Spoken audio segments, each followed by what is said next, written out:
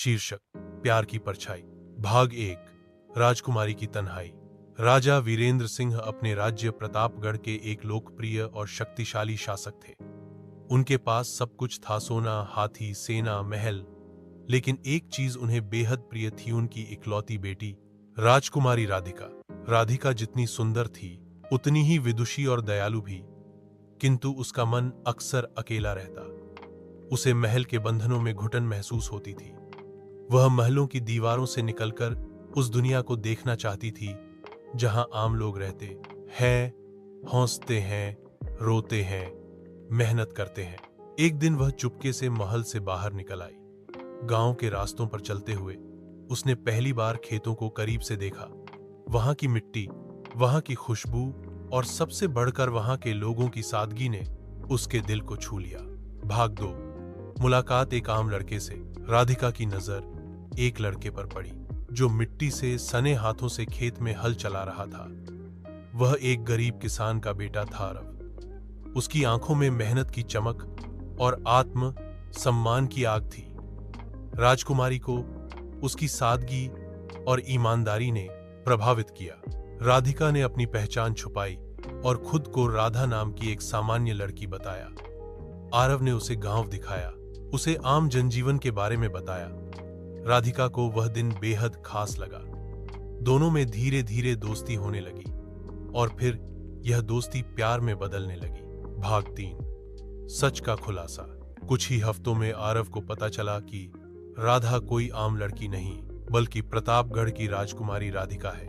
वह स्तब्ध रह गया।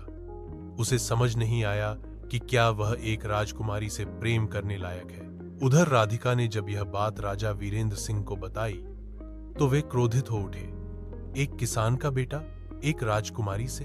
उन्होंने गुस्से में राज्य के दरवाजे उसके लिए बंद कर दिए। राधिका ने पिता के सामने दृढ़ता से खड़े होकर कहा, अगर मैं आपकी बेटी हूं तो मेरी भावनाओं का भी मान कीजिए। मैं एक ऐसे इंसान से प्रेम करती हूं जो सच्चा है, ईमानदार है और जो बिना किसी लालच के मुझे समझता है। भाग 4। परीक्षा का समय। राजा ने आरव को एक परीक्षा में डाला।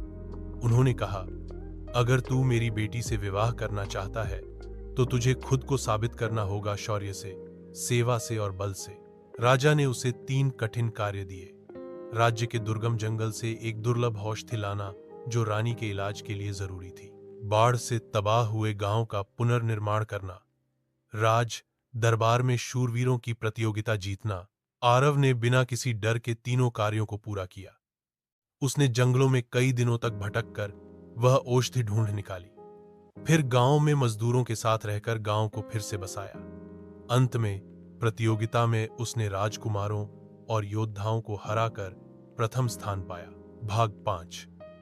जीत प्रेम की। राजा वीरेंद्र सिंह ने आरव की योग्यता और समर्पण को देखकर उसे स्वीकार कर लिया। उन्होंने राधिका और आरव के विवाह की घोषणा की।